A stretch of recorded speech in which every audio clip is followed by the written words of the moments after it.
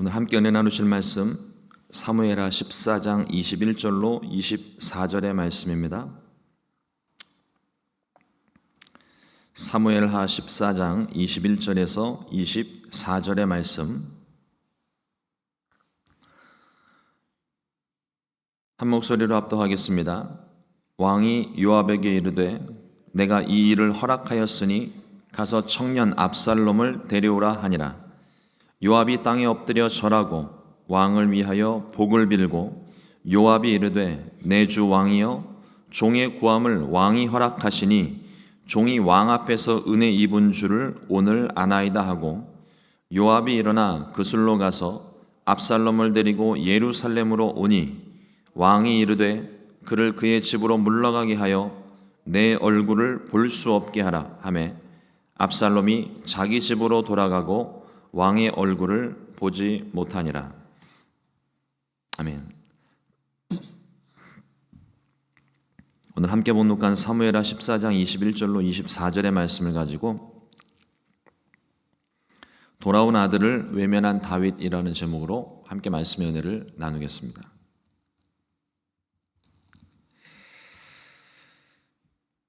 암논을 죽인 압살롬이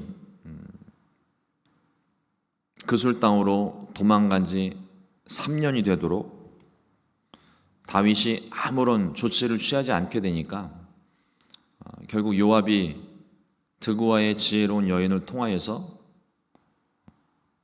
압살롬을 데려와야 된다라는 주장을 하게 됩니다. 그래서 그 여인이 했던 이야기가 남편은 죽었고 아들이 둘이 있는데 한 아들이 다른 아들을 죽였는데 그 아들을 마저도 온 지파 사람들이 와서 죄를 지었으니까 죄값을 치러야 된다. 죽이고자 하는 그 안타까운 사정이 있는 것처럼 그렇게 다윗에게 여인이 이야기를 합니다. 그리고 이제 오늘 그 두 번째 연장선상에서 그 두 번째 이야기들을 하게 되는데 자신의 그 상황을 이야기하게 되니까 다윗이 누가 봐도 이 여인의 딱한 처지, 그 당시 사회적 상황으로 봤을 때 과부이면서 아들마저 없게 되면 뭐 가진 것도 아무것도 없고 의지할 곳도 없는 그런 불쌍하고 처량한 신세가 되니까 내가 그러면 왕의 명으로 그렇게 하지 못하게 막겠다. 약속을 합니다. 근데 이 약속을 했더니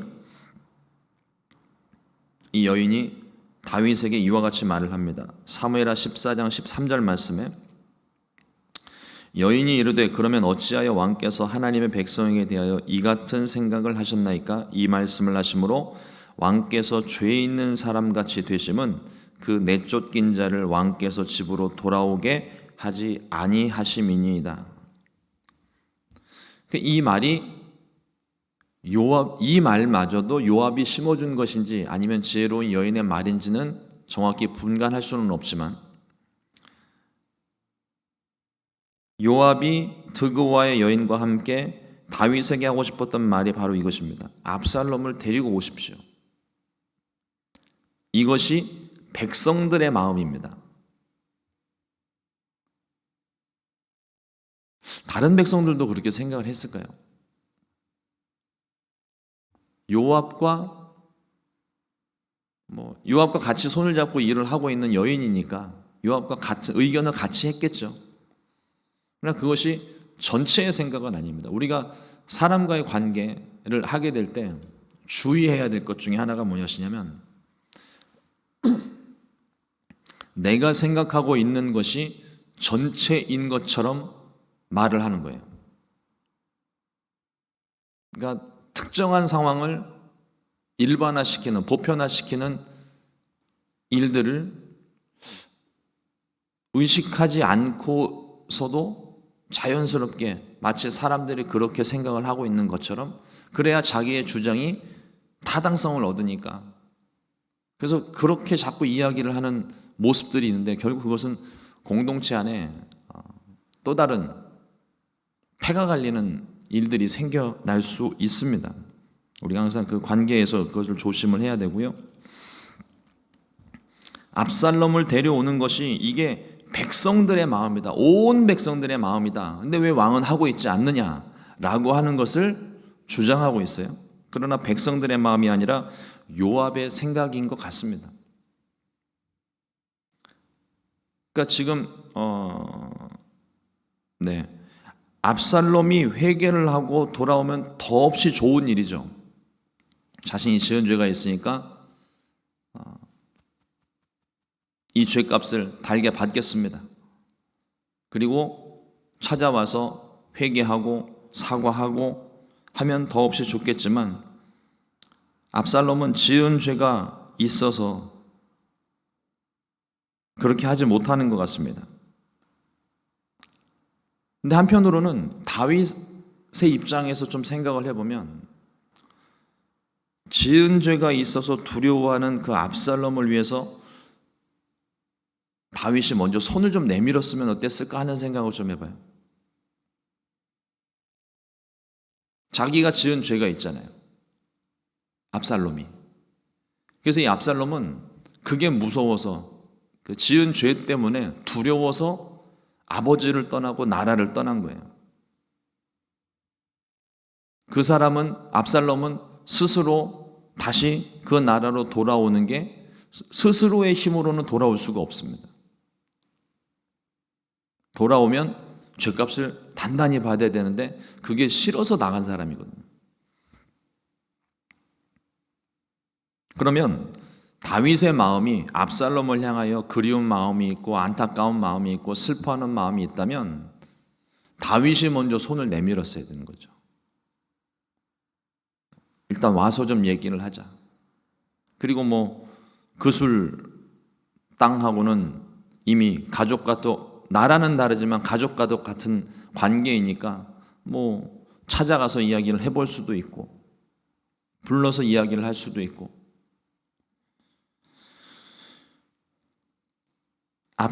다윗은 압살롬이 스스로 돌아오기를 기다린 건지 아니면 어쩔 수 없어 그냥 내버려 둔 것인지는 잘 모르겠습니다.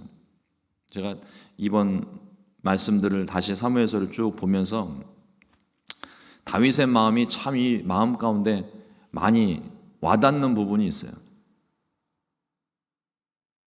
그러니까 왕의 입장에서 백성들을 생각하면서 이렇게도 저렇게도 하지 못하는 상황들이 종종 생길 수가 있는 것 같더라고요.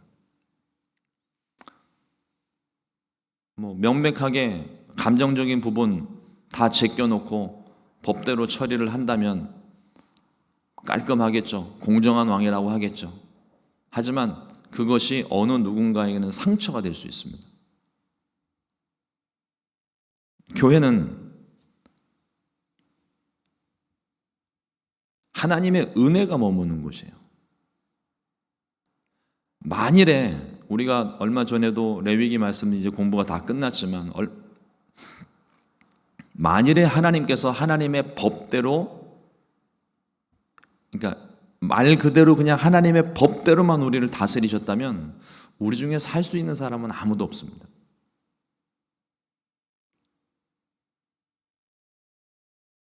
법대로 하셨다면 그게 안 되는 거예요.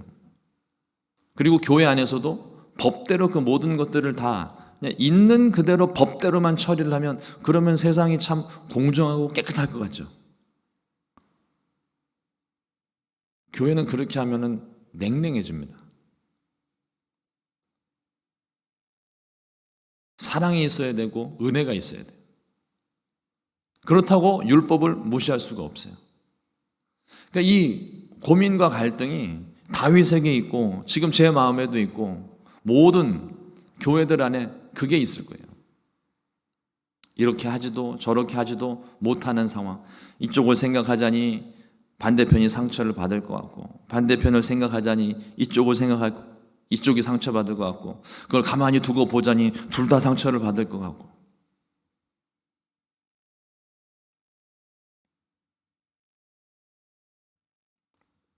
자, 조금 있다가 그 얘기는 다시 하고요. 다윗이 이 드고와의 여인과 이야기를 하는 과정에 수상한 점이 하나 느껴지는 거예요. 그래서 여인을 추궁하기 시작합니다. 사무엘하 14장 19절 말씀에 왕이 이르되 이 모든 일에 요압이 너와 함께 하였느냐 하니 여인이 대답하여 이르되 내 주 왕의 살아계심을 두고 맹세하옵나니 내 주 왕의 말씀을 좌로나 우로나 옮길 자가 없으리이다. 왕의 종 요압이 내게 명령하였고 그가 이 모든 말을 왕의 여종의 입에 넣어 주었사오니. 뭔가 수상한 낌새를 차리고 다윗이 추궁을 하니까 여인이 실토를 합니다. 아, 이게 걸렸구나 생각하니까 이제 그때부터는 진실을 말해야지, 아니면 왕 앞에 거짓말 할 수 없잖아요. 단칼에 죽을지도 모르는데. 다윗이 이 여인의 말을 들으면서 어떻게 요압의 지시인 것을 알았을까요? 뭐 수상한 냄새가 나기도 하고, 뭐 너무 지나치게 자신 앞에서 공손하게 이야기하는 것 같고, 너무 지나치게 자기를 찬양하고 높이는 표현들이 자꾸 나오니까 다윗이 그때부터는 수상하게 생각이 드는 거예요.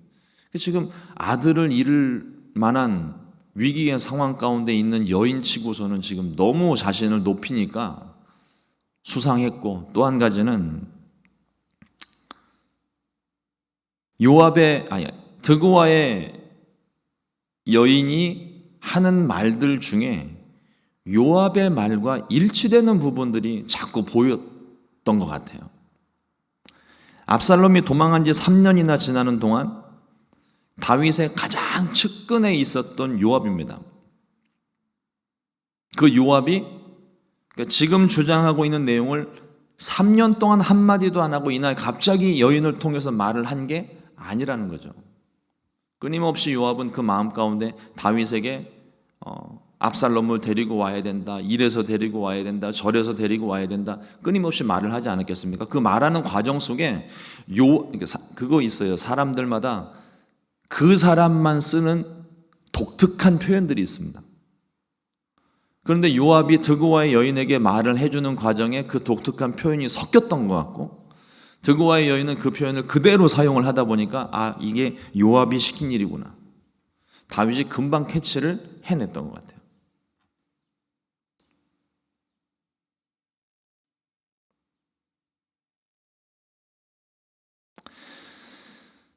하지만 요압의 입장에서는 다윗의 마음이 압살롬을 향한 것을 알고 있었고, 또 지은 죄가 있더라도 아들인데 지은 죄를 묻더라도 불러들여야 하지 않을까 하는 마음에서 다윗에게 이 이야기를 하고 있는 겁니다. 그러니까 서로 입장들이 다른 거예요.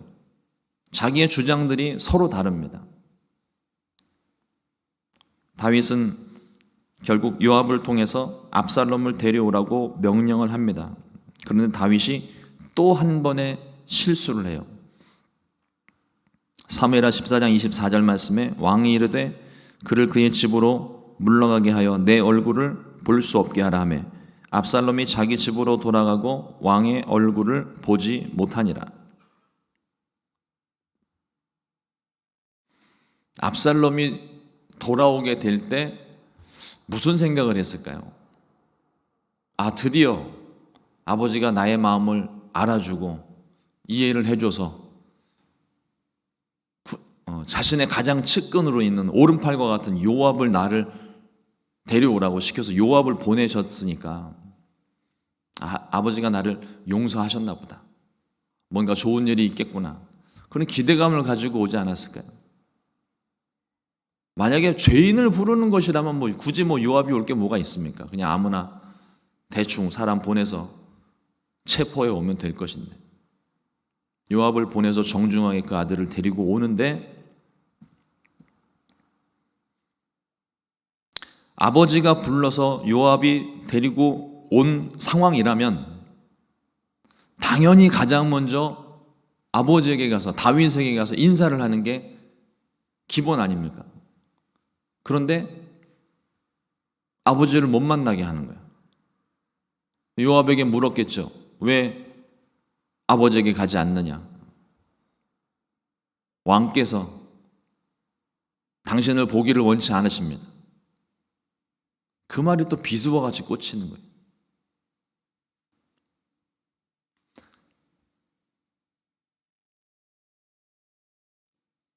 압살롬이 암논을 죽이고 2년 동안을 기다렸어요. 아니죠. 암논이 다말을 범하고 2년을 기다렸어요. 그리고 압살롬이 암논을 죽이고 도망가서 3년을 또 기다려요. 총 5년 동안입니다. 5년 동안 다윗이 차라리 죄를 지었으면 죄를 지은 거에 대해서 뭐라고 나무라든지 아니면 용서를 한다든지 뭐 어떤 액션이 있어야 되는데 전혀 액션이 없으니까 오히려 그게 더 답답하고 마음에 상처가 되는, 마음이 자꾸 삐뚤어지는 거예요.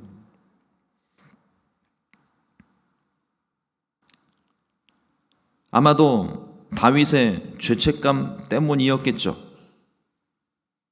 혹은 아직은 압살롬을 용서하지 못했을 수도 있습니다. 더군다나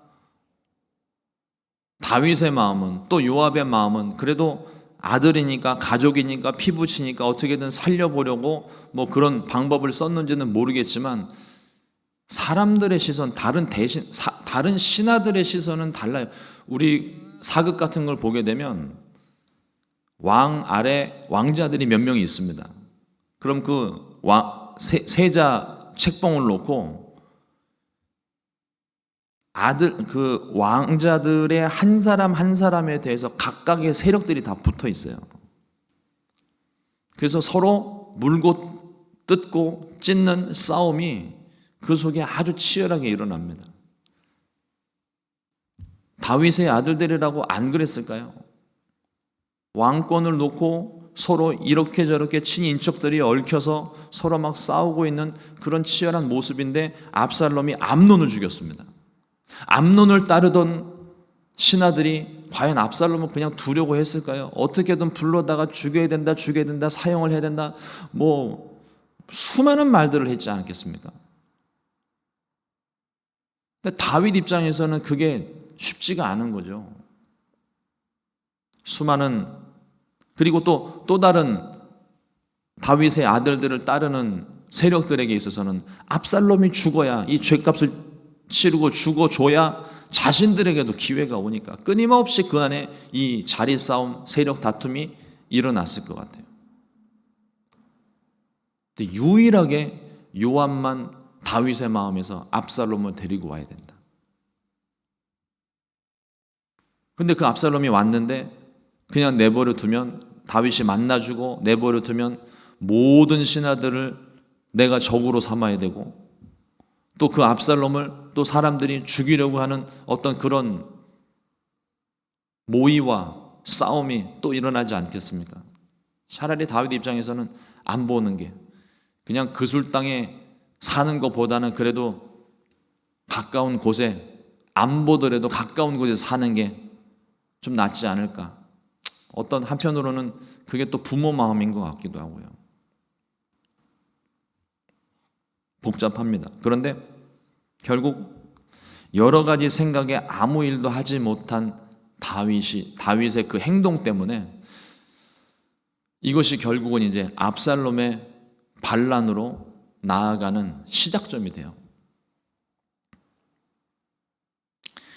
오늘 말씀을 묵상을 하면서 돌아온 탕자를 반기는 아버지의 마음을 생각해 봤습니다. 죄 있는 아들. 당시 사회적인 기준으로는 아버지가 살아계실 때 재산을 그러니까 미리 상속받고 나가는 것은 그러니까 아버지와의 연을 끊는다는 거예요. 요즘은 뭐 세금 감면과 뭐 절세 뭐 여러 가지 방법들을 이유로 해서 자식들에게 미리 재산 이렇게 나눠주고 뭐 이렇게 하는 일들도 있지만, 그 당시에는 그런 게 없으니까 그냥 자식에게 미리 재산을, 그러니까 자식이 부모에게 내가 받을 유산을 미리 주십시오라고 이야기하는 게 사실 맞지도 않는 일인데, 그렇게 요구한다는 거 그냥 호적 파달라는 얘기예요. 아버지 입장에서는 이 괘씸한 놈인 거죠. 근데 어떤 일인지 하여튼 주어서 내보냅니다. 아버지 입장에서는 아주 괘씸한 아들이죠. 그러나 아들을 보내놓고 나서 부모 마음은 항상 그렇지가 않습니다. 하루가 멀다 하고 이제나 저제나 아들이 돌아올까 먼 발치까지 나가서 하루 종일 점심 먹을 때까지 나갈 수 있는 거리를 나가서 거기서 하루 종일 기다리다가 돌아오는 거예요.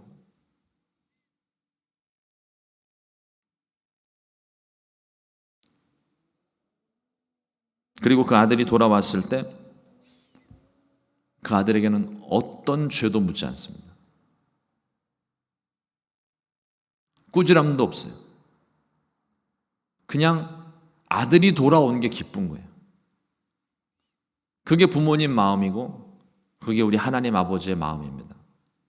우리가 어떤 죄를 짓더라도 우리는 그 지은 죄 때문에 너무 죄송스러워서 하나님에게든 사람에게든 섣불리 나가지를 못합니다.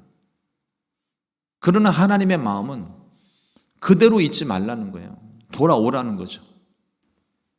이 아버지의 마음을 우리 가운데 가르쳐 주시는 것이 돌아오기만 하면 돌아오는 자체만으로 하나님께는 기쁨이 되고 아버지에게 기쁨이 되고 그날에 천국 잔치가 열린다는 거예요. 근데 우리의 모습은 어떻습니까? 한 번 나에게 실수한 사람, 한 번 나에게 죄 지은 사람, 다시는 안 볼 사람처럼 그냥 외면해 버리고 죄 짓고 그런 사람도 어차피 틀어진 거 나도 안 볼란다. 관계는 점점 멀어지게 되는 거죠. 다시 말씀을 드리지만 교회는 은혜가 있어야 됩니다. 어느 누가 오더라도 은혜로 그 모든 것이 받아들여지고 용서가 돼야 되는 거예요.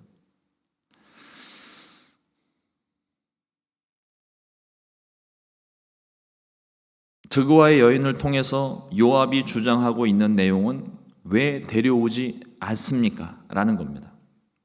아들 아닙니까? 아들. 데려오셔야죠. 그러나 다윗의 입장에서는 죄 지은 아들이 불편합니다.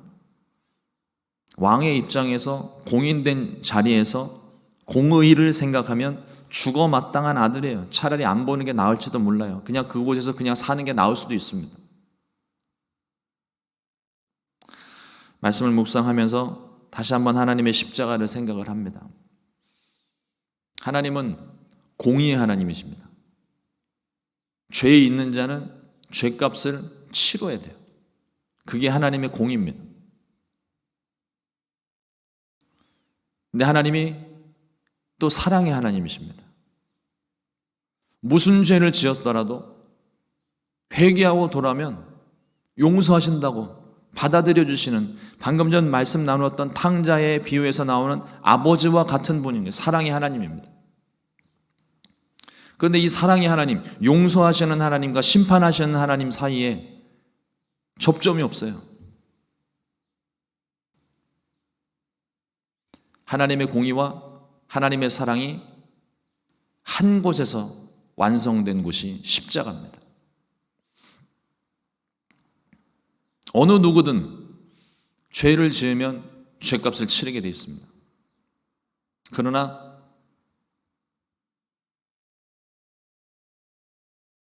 그 공의도 하나님의 사랑으로 다 품으셨어요.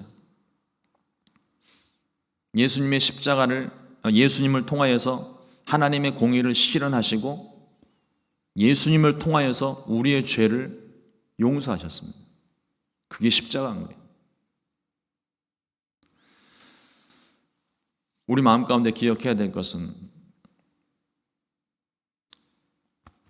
내가 그 사랑을 받았다는 거예요. 그 놀라운, 나도 지은 죄 때문에 죽을 수밖에 없는 우리들인데 하나님이 저와 여러분들을 먼저 사랑하셨고 용서하셨고 그래서 의롭다 말씀을 해주셨습니다. 내가 죄 없는 자가 아니에요. 근데 마치 우리는 내가 죄 없는 것인 양 죄 있는 사람들을 향하여서 맹렬히 비난하고 맹렬히 죗값을 물으려 합니다. 세상은 그럴지 몰라요. 그러나 교회는 그렇지 않습니다. 물론 교회 안에도 지켜야 될 규칙이 있고 공의가 있습니다. 그러나 그것이 복음에 반하는 것이 아니라면 용서할 수 있어야 하고, 또 그것이 내가 양보할 수도 있어야 되는 부분이에요. 내가 꺾어야 되는 것도 있습니다.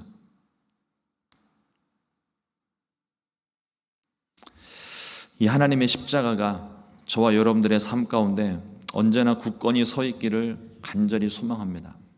십자가가 없으면 저와 여러분들은 의미가 없어요. 그 십자가 때문에 저와 여러분들이 지금 여기서 이렇게 하나님께 예배하고 기도할 수 있고 할 수 있는 겁니다.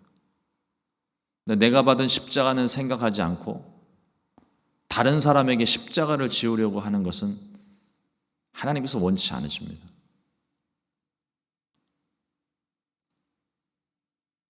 오늘 저와 여러분들의 삶 가운데 이 십자가가 굳게 서서 먼 것이 가까워지는 역사, 나누어진 것이 하나 되는 역사가 있게 되기를 주님의 이름으로 축원합니다. 기도하겠습니다. 하나님 감사합니다. 오늘도 주의 말씀 통하여서 주님의 십자가를 다시 한번 묵상하게 하시고 깨닫게 하시니 감사합니다. 주님께서 피 흘려 세우신 교회 안에 주님의 십자가 때문에 많은 사람들이 함께 모여 있습니다. 하나님, 그 십자가를 내가 질 수 있게 해주시고 다른 사람에게 그 십자가를 지우지 않게 하시고, 주님이 내게 그렇게 하셨던 것처럼 나도 그렇게 할 수 있도록, 주님의 모습을 닮아갈 수 있도록 은혜를 베풀어 주시옵소서. 연약하고 악하여서 우리의 생각이 잘못된 길로 나아가지 않게 하시고, 깨닫지 못할지라도 하나님의 크신 은혜와 사랑으로 우리를 인도하여 주시고 주님의 십자가의 길을 걷게 하여 주시옵소서. 오늘도 하나님 앞에 나와 기도할 때 하나님께서 우리의 모든 기도를 들어주시고 평안함을 주시기를 원합니다.